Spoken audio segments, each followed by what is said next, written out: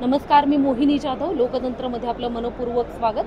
Live आलेलो आहोत आपण आत्ता आणि आपण आत्ता मुंबईची जीवनवाहिनी म्हणून समजली जाणाऱ्या लोकलमध्ये आहोत आणि या ठिकाणी आपण बघतोय आंदोलनकर्ते देखील लोकलने प्रवास करतायत. अगदी राज्याच्या कानाकोपऱ्यातून या ठिकाणी छत्रपती शिवाजी महाराज टर्मिनस आणि आझाद मैदान परिसरात आंदोलक मराठा बांधव आंदोलक या ठिकाणी आलेले आहेत. मात्र या ठिकाणी त्यांची जी गैरसोय होतीये आणि सरकार त्यांच्या अजूनही मागणीकडे दुर्लक्ष करत आहे, अशा प्रकारचा जो त्यांच्याकडून जो रोष व्यक्त होतोय, आपण नक्की जाणून घेऊयात त्यांचा त्रास काय, रोष काय. कुठून आला ते दादा तुम्ही? आम्ही बीडवरून आलेलो आहोत. काय त्रास होतोय या सगळ्या?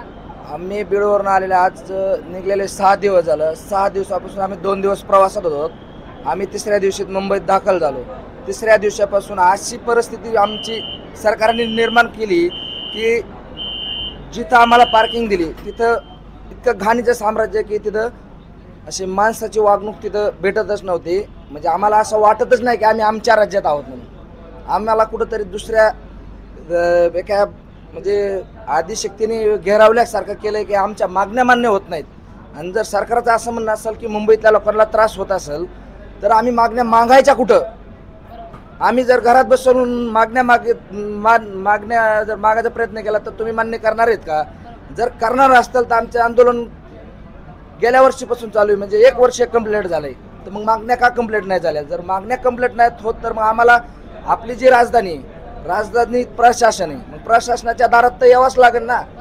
मग प्रशासनाच्या दारात आल्यावर जर हिताल्या लोकांना त्रास होत असेल तर ती तुमची जबाबदारी ना सरकाराची. आम्ही काय करू शकतो? हिथं आमचीच म्हणजे अवस्था इतकी वाईट झाली की आम्हाला 6-6 दिवस झाले आंघोळ्या नीट नाहीत. BMCने पाणी नीट दिलं नाही, प्यायला पाणी नाही. जेव्हा आमच्या गावाकडून पाणी आले तेव्हा आम्ही पाणी व्यवस्थित प्यायला लागलो. अक्षरशः बाथरूम मधले पाणी आम्ही बाटल्या भरून नेऊन ठेवल्या. जे आम्ही सामग्री आणली होती खायला, काही वेळेस काही लोकांनी नाविलाजाने त्या पाण्याने जे आमचं अन्न बनवलं आम्ही खाल्लंय.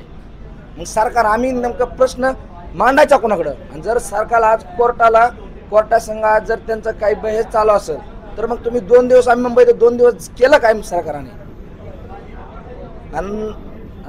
तुम्ही कुठून आलात? मी पण बीड जिल्ह्यामधून आलेलो आहे.